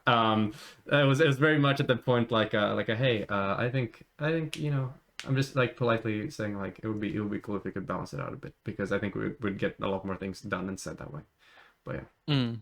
but I can definitely understand why it came off as passive aggressive. Okay. Yeah, I'm not married to passive aggression. If that wasn't your like internal feeling about it, I can understand that. Condescension, I could whatchamacallit, I could compromise on. That Hmm. that's totally I fine. mean, I understand Um completely. She might have interpreted it that way. She likely did. yeah. So I mean, in that sense, it doesn't really matter what my perception of what that was, if I was giving everyone that impression. But I'm just telling you what my perception was. So I probably should have made that a bit more clear. But yeah. Yeah. And these are the kinds of moments that I feel like if Mr. Girl would just adjust his thinking a little bit, he could reach these like concessions or compromises really quick. Like I'm not married to the idea if it was passive aggression. If you tell me you weren't feeling that way at the time, and we could just say it was condescension or something else, or that she picked up on it and interpreted it the same way that I did as passive aggression, like I like conversations like this. I just wish more people could just compromise and give up on their fucking points a little bit and just like, yeah, okay, that makes just as much sense. I'm totally fine with that. I like that. To be fair, I will say though, I think that Mr. Girl actually, he did that a few times in our conversation. Specifically, like a few times when I mentioned things, he was like, "Okay, never mind. That's actually true." I think one of the very clear examples of this was when he was like, oh, like there is no, political movement as polarizing and as, toxic as, the trans cultural shift or whatever. And then he was like, oh, even abortion isn't like this bad. And then I brought up, well, like what about the people that like bomb abortion clinics and they, kill doctors that perform Yeah. abortion stuff like that? I was like, okay, actually, never mind. You're right about that. So I think he definitely, yeah, Mr. Girl isn't this like wholly will not concede to anything, and I've seen other points where he does and he changes his minds respectively. So yeah, I guess it would just be that you think he could do that more definitely, but he definitely does that to some extent. Yeah, and I appreciate you pointing that out because I do have marked down several times where he makes concessions or agrees with you on something that he didn't initially. So it is important to recognize that he's not some monster that never concedes. It's just like I see Contrary to way more popular belief, yeah. opportunities. Yeah, Mhm. contrary to popular belief for sure. Mhm. And here's a quick question: if you think you were more like if you approached it more wearing all of your negative emotions on your sleeve and you were more aggressive or combative or you said more mean things, do you think that leads to a better conversation with Mr. Girl? Like, do you think you would actually be able to like go further on points or reach more points of agreement by simply being inflammatory like him? I think he would have just left, to be honest. um I think so, because I was getting the impression multiple times. I remember thinking, I'm like, fuck. He's getting the impression that I'm gonna, because he said multiple times like, oh, I don't want to do this. I don't want to debate. I don't want to. This is not what I signed up for. And kind of implicit in that is the idea that like, hey, if we keep doing this, I'm not gonna do this. I'm gonna leave. I'm gonna cut this off. I'm gonna end this. Mm, So then I would assume that if I was even more confrontational, more combative, then he probably would have just left, to be quite honest. So I don't think it necessarily helped me go down on points even more. I do feel like I the main thing that was missing from that conversation, and this is what I said at the very beginning, is when you reach a roadblock, um, I'm going to characterize, hey, because once a roadblock is established, all you can do is you can appeal to how satisfactory the different views are to an audience, and which one of these it leads to more satisfactory outcomes and more appealing outcomes, mm, once you reach an impasse. Because fundamentally, like, you don't have objective morality, right? At the end of the day, to some extent, the way we find the outcomes to be desirable and acceptable or whatever is what determines, like, kind of like what broad moral rules we're going to shape. And I think the same can be said sometimes for like those positions that just seem irreconcilable. And at that point, I think it would be a good thing to say like, hey, so under my system, under my beliefs, we do X, Y, and Z. I think that these consequences would be the case. Now, I think that under Mr. Girlsing, then this would be the case. Then hand it over for him to do the same thing or whatever, and then we could kind of move off from there. So I think that if given the opportunity to just explicitly state like, "Hey, this is where I'm at. This is what I feel about my beliefs and what they will lead to, and this is how I perceive your beliefs will lead to," and then leave it up to the audience to kind of make a determination from there. I think probably that would have been like maybe something I could have added that is a bit more confrontative, but probably wouldn't have gotten the call, ended. But who knows? But yeah, mm. that's what I say. I I I I asked because I think it's a little bit interesting that if everybody really took his advice and emulated his style and approach, he would find those conversations incredibly frustrating, as I think anybody else would, and he wouldn't engage with it. That's my thought. I think the same thing that you do, that that call would not last very long if we all approach things the same way that he did. And given that he seems to want everybody to be this kind of empathetic where they just tell hard truths and are open about even negative emotions. I don't think he's really thought about what that looks like. And this is something I've seen some people on Reddit mention. If everybody behaved the way that he behaved, we would get a lot less done. We would be a lot less trustful of each other. We would feel a lot more alienated from other people. I don't know if that would lead to very good conclusions. I don't know if he's considered that very much. Um, I haven't but considered it. also I probably have to think about it as well. Yeah. mm, to respond to something in your chat about like it's not just that things don't comport to his worldview. I would agree. I think sometimes we get a little too overextended in criticizing him, and we say that like anything that doesn't agree with his worldview, he's going to argue against. That's not the case. It's when he thinks that what you're saying doesn't line up with what you actually believe that I think we really have these like rough moments. And that's when he cannot continue a conversation like further. Like when you mentioned the abortion clinic thing, this doesn't have anything to do with like internal beliefs or like strong opinions he has about how humans work or psychology or whatever. Mhm. It that those are easy concessions. He's not, you know, unhinged or whatever. But when we talk about something that he is educated on and he feels like he has a lot of anecdotal evidence for, like the psychology of people or attraction or the drive of sex in everyday life, you know, these are things that he has very firm beliefs on, and those firm beliefs will lead him to like disbelieve what you're telling him because he thinks there's innate animalistic things like pushing you, Mhm. that you maybe are just not grappling with, and that's when he says the things that he says. So yeah. I think that would be interesting. Thinking about how he would do in a conversation against himself or somebody with a very similar style. Mm. I think that's a good one. I would have to think about how I think that would go. But you seem to have thought about it a little bit, so I'll probably need to take some time for myself and think about what I think that would look like. So yeah, that's an interesting point that I never considered.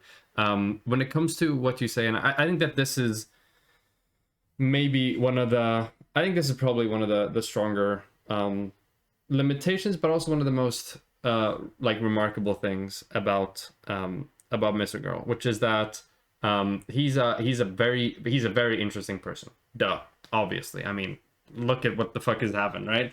But I think that and this isn't necessarily like a dig or anything, but I think that if you removed the main like interesting, and they are really interesting, and like the funny and whatever personality quirks a lot from Mr. Girl, and you were just left with a lot of his ideas on, for instance, having to substantiate your beliefs. I don't think that would fly at all. In the words of an excellent philosopher, he wouldn't be able to keep getting away with it. Okay, that's kind of like how I would phrase it, because when it comes to like if we're gonna discuss our opinions on like on trans stuff and issues like that, and and you make a statement like, I believe that there's a cult that exists, and you don't even want to talk about that. You don't want to provide any evidence. You don't want to explain how you arrived at that. You just want to say, oh, this is so incredibly obvious.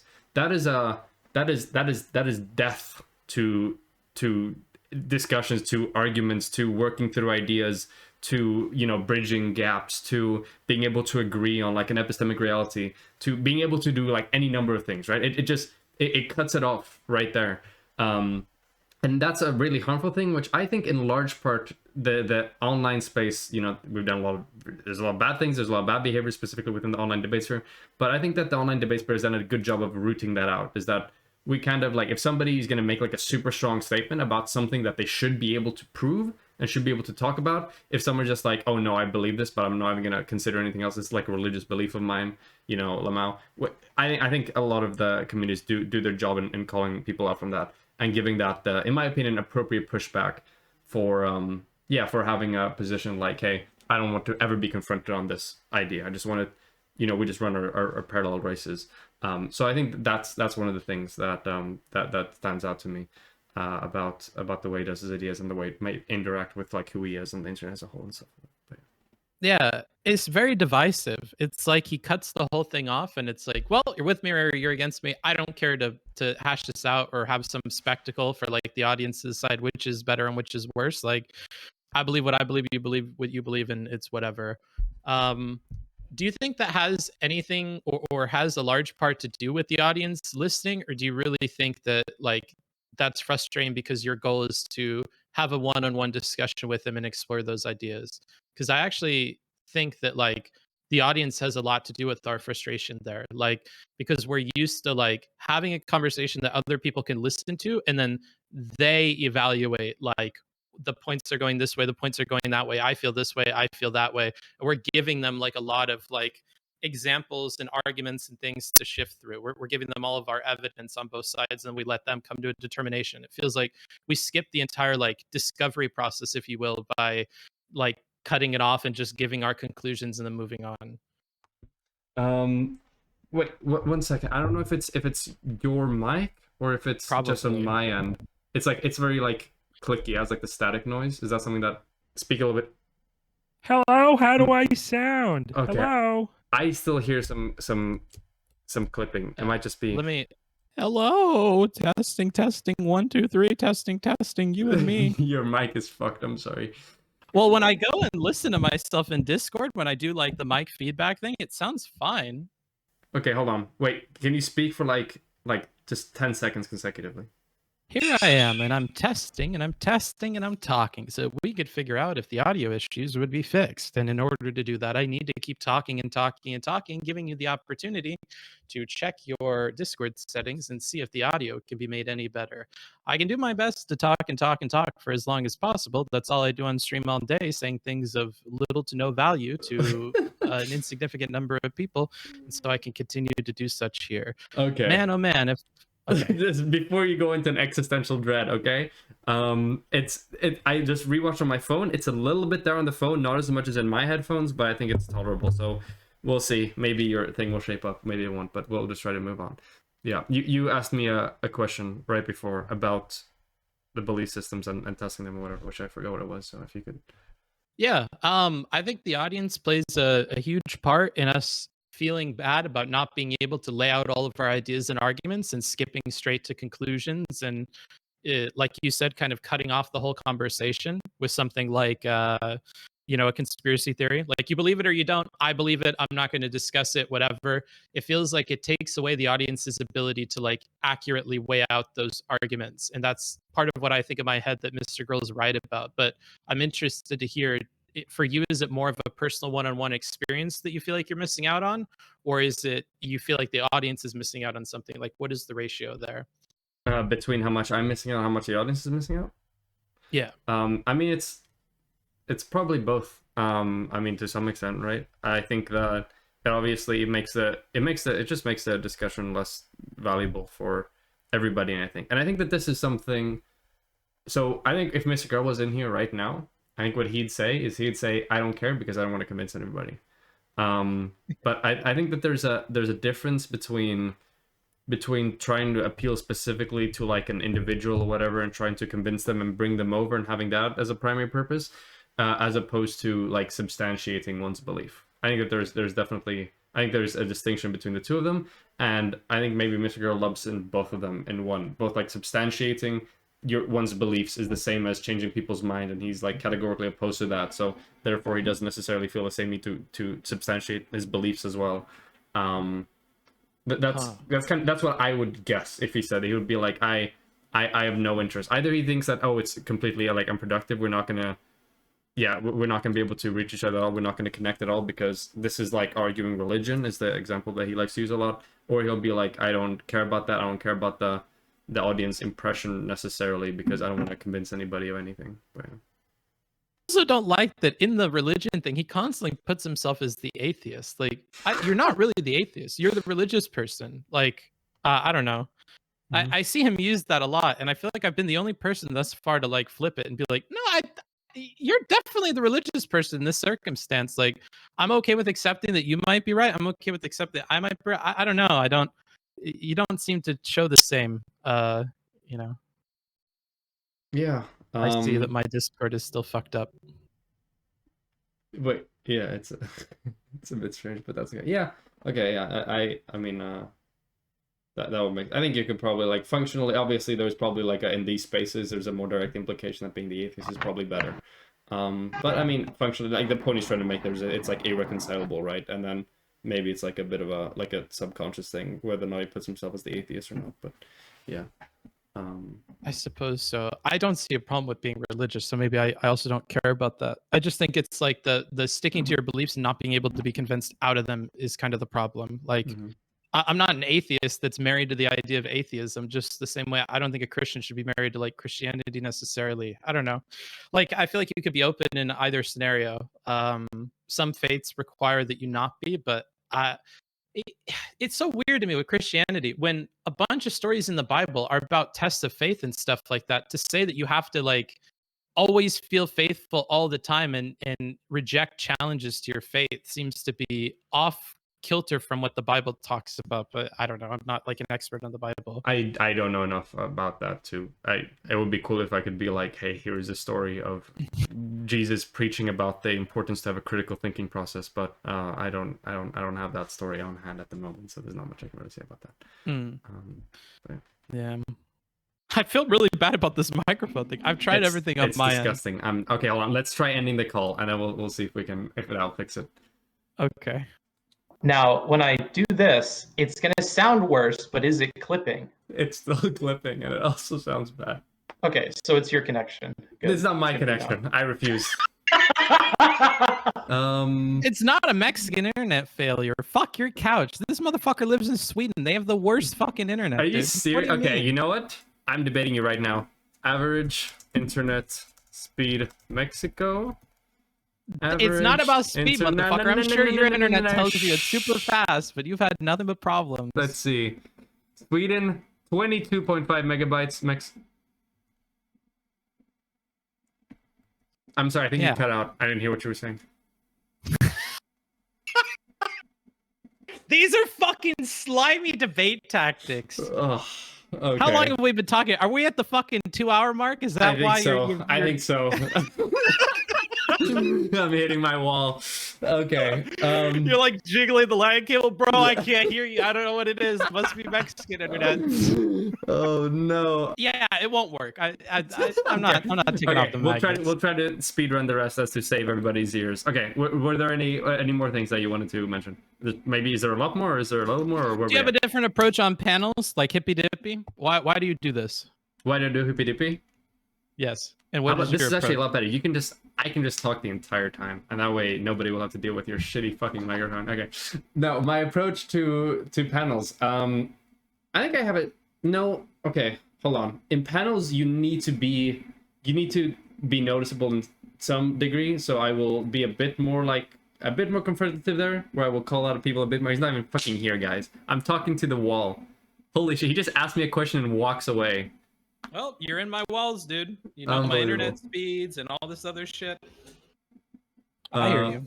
Okay, hippy dippy. You need to be a bit more show thing, otherwise nobody's gonna fucking remember you or notice you at all. You're not gonna get any time to speak. Most importantly, so I'm a bit more on there, but I think I still keep the overall style of what I want to do. It just turned up a little bit when I do panels and the rest of it.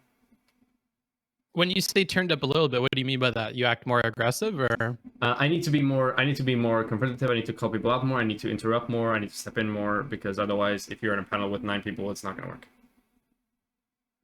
Is it interesting to you as somebody whose kind of aesthetic or style or selling points are around being calm, being collected, being patient?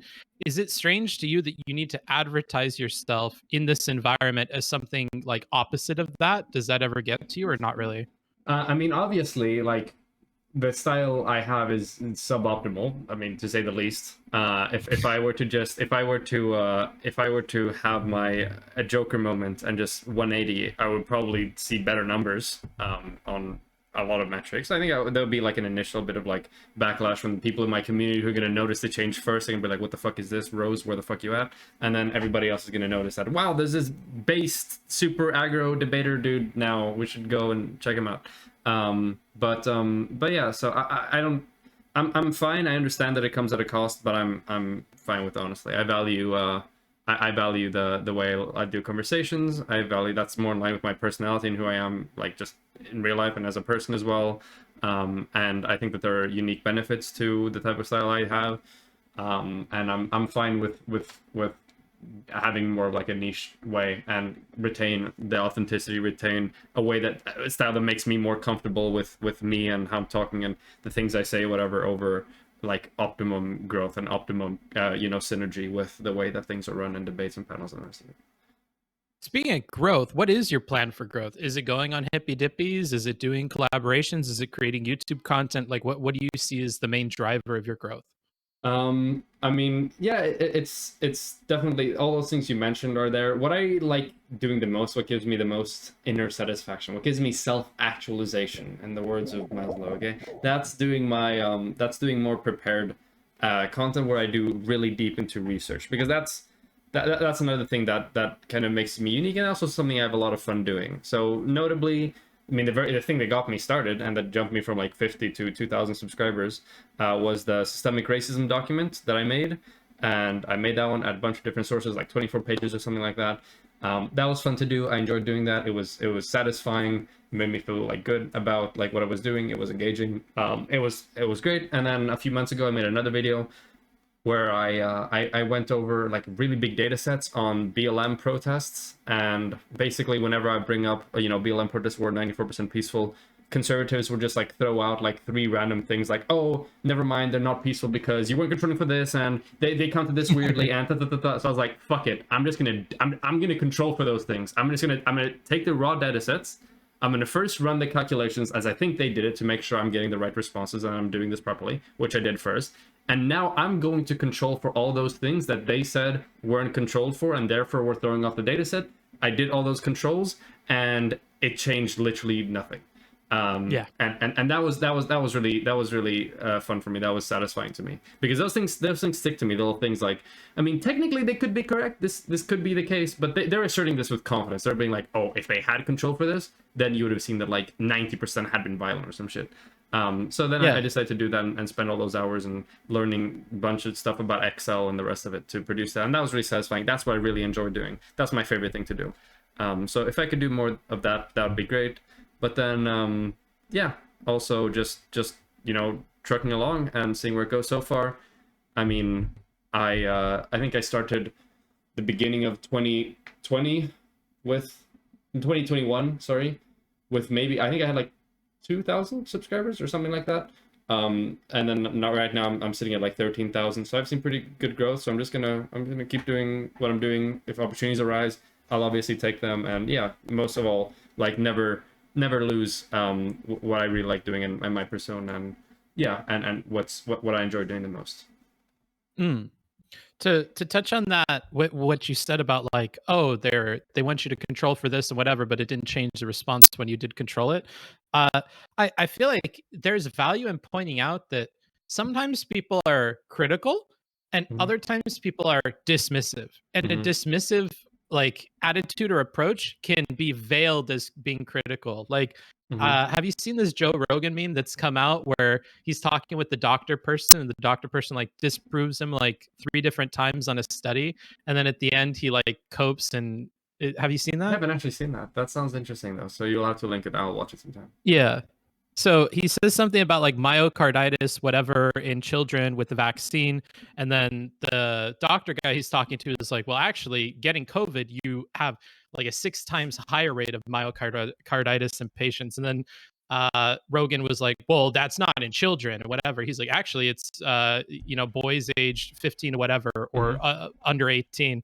And then Joe just goes, well, I think that in general with these studies and stuff, he just totally copes and like keeps going back. He's not being critical. He's being dismissive. He just doesn't like agree with the idea. And he's veiling it in this idea of like logical criticism or empirical criticism. And I think it's important that we point that out because it's immensely frustrating for people like you that do the research and whatever.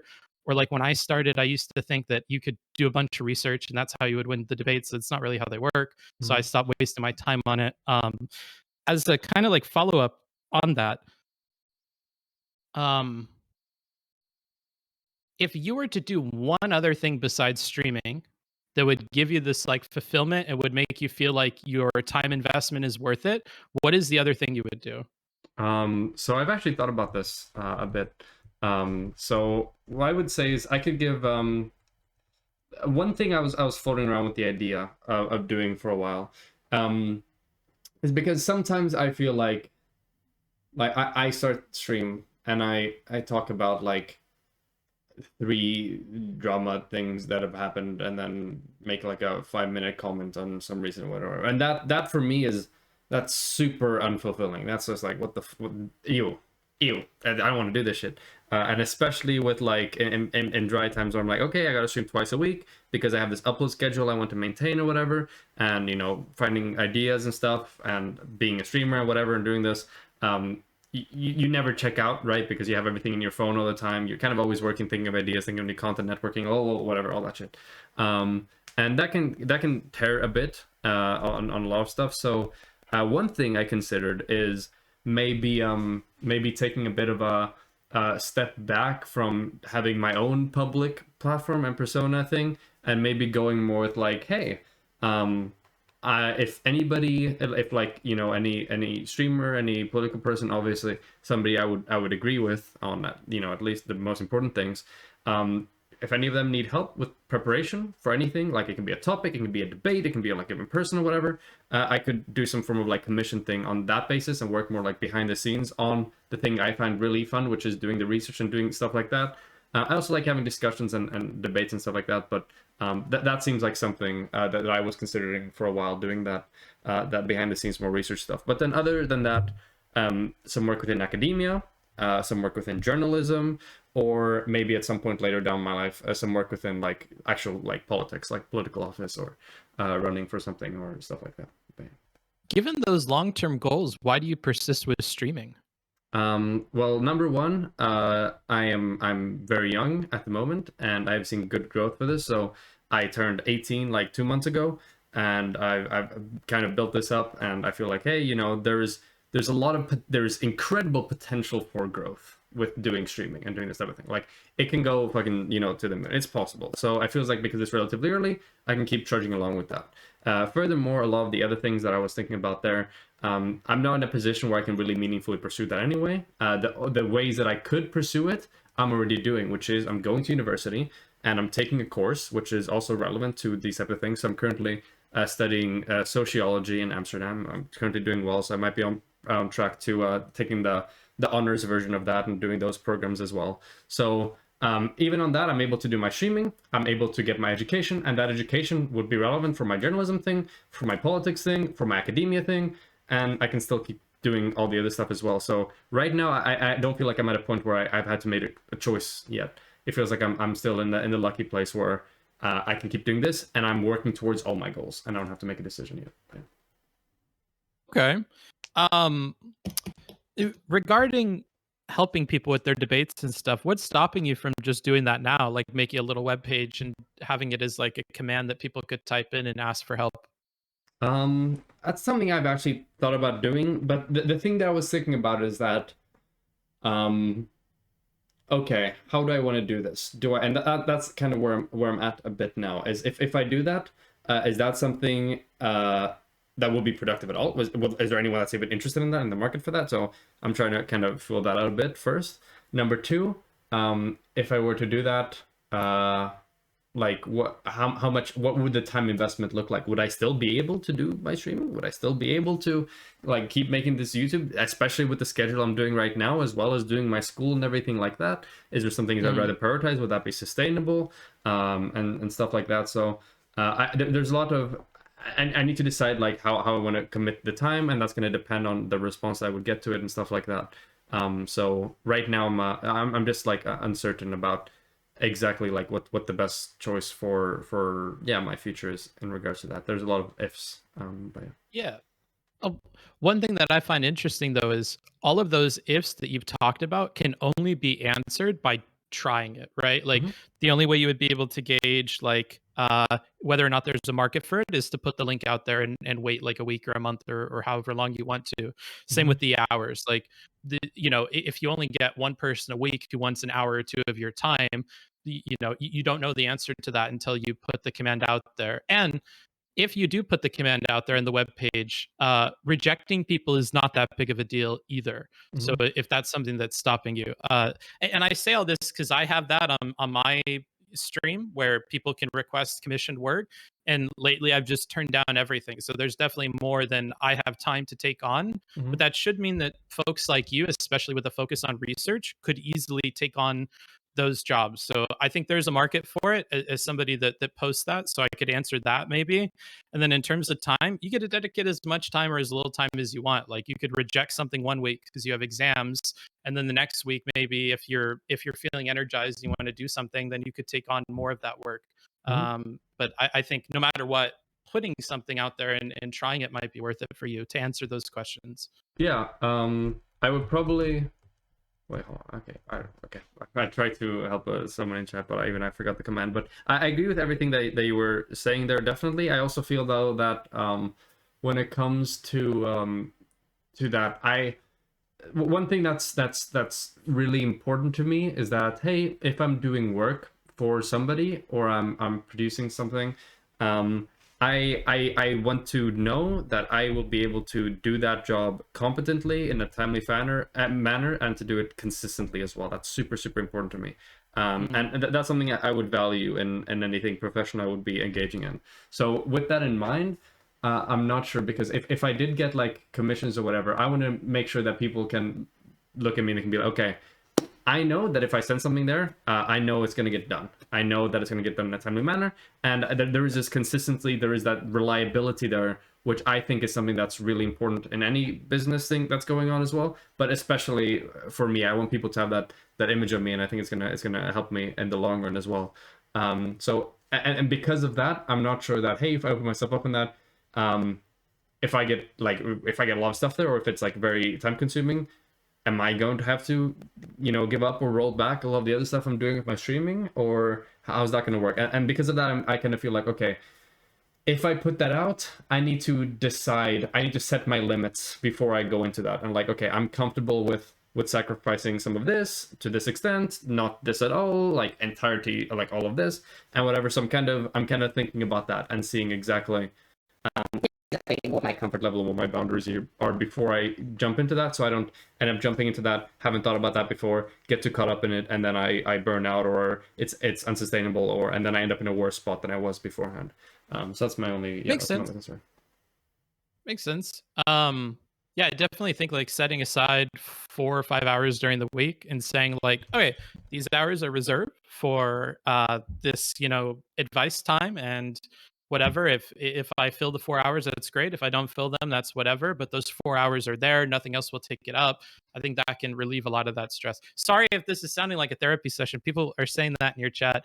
I've just done something similar, and so I feel like I could dig into this with you and tell you like there are a lot of worries you have, but there's a lot of questions that won't be answered till you do it. And people don't mind that much if you can't consistently do it every single week, or if you're unavailable 1 or 2 weeks. Like, I think people have a lot of understanding for streamers and their lives, and knowing you're going to school and a bunch of other stuff. I think people are more understanding than you think. And having this super high bar of like, I need to be consistent on this, whatever, can only apply to so many things in your life, because you're going to have priorities. So your stream's a priority, your school's a priority. I think it's okay to make this less of a priority and have those other things step over them. And I think people understand that, but I get being concerned about it. I think that's reasonable. Yeah, just for me personally, something that's wait, fuck, is my mic doing the same thing that Booksmarts is now? Oh no, wait, hold on. I've been hearing it on my end, and wait, I'm just not saying anything my because I don't mic want to doing stress the you same out. thing But that you've been Booksmarts is roboting. now? It's doing the thing. God damn it. But we're It's like doing the basically at the thing. end. I mean, like a lot of my questions got answered by you talking about your experiences and stuff, and I have to take a mean shit, so I'm okay with leaving. I will say one thing finally though, is that yeah, I agree with everything you said, but for me personally, I have this, I have a really strong hang up with, I want to be really competent at everything I do, and I want that to shine through with whatever I'm doing, right? Call me idealistic, call me naive, whatever the fuck. Okay, I think it's a good attitude to have, and I feel like, hey, I want to do the things that I focus on. I want them to be done really well. I want people to be able to trust in me and my competence, and I want to be able to, like, yeah, in that way, be able to help them out with whatever they're doing in a consistent way. But yeah. Really well and as well as you can are two very, very different things that can have like a chasm between them. So I guess like as a parting thought, keep in mind that like doing things as well as you can do them takes into account your lack of experience, because you haven't ever done this before. So this idea that you're going to come off as like a competent, super consistent, like all these marks are going to be hit at like an A level, I don't think that's really realistic. And if anything, I think it's like uh almost close to delusional, because you've never done it before, right? And you're young and whatever, so there's going to be hiccups, you're going to fuck up stuff, it's not going to be what you want it to be. And if you set that as your goal, you're always going to fail it. But if it's like, I want to do the best that I can do, well, that's a week by week thing, that's a day by day thing, you can evaluate that more fairly. But yeah. If unless there's anything else, I'll let you. Holy crap, that's a big penis. Is that what that was? I just saw it on my end, and because it compressed it, I didn't see what the fuck. Well, it was a great conversation. Unfortunately, that technological shortcoming seems to be impeding our progress here. But yeah, well, I'll blame it on you, all of it. So that's okay. Okay. I will sleep well at night. I'll take on your sins like Jesus. That's fine. Put me up on a cross, bud. All right, excellent. Okay, well, it was a great talk. If you ever want to talk some other time as well about anything, just let me know. Yeah, of course. I'm Booksmarts on Twitch. Here's my shill. I do rhetoric reviews and stuff, and I take commissions in a way that this person wants to take commissions, but is unwilling to because they want perfect out of everything. So if you need help, I'll do it. In the meantime, when Rose Risk gets that command up, I'll send the people that asked me for help over to Rose. So we'll have a symbiotic relationship. You just let me know when you get that started up. Wow. Okay. Amazing. I also want to say, you talk about this nice reciprocative action, but I cannot but notice. But you're making these shoutouts. There's no reason for me to, because you're not streaming. You're single-handedly leeching on my audience. I have no audience to tap into. Hell yeah. Disgusting. I am in disbelief. All right. Filthy. Goodbye. Bye-bye. Oh boy. But is my mic actually broke? Are we actually suffering? Hold on. Speak, let's see what happens if I keep speaking. Ooh.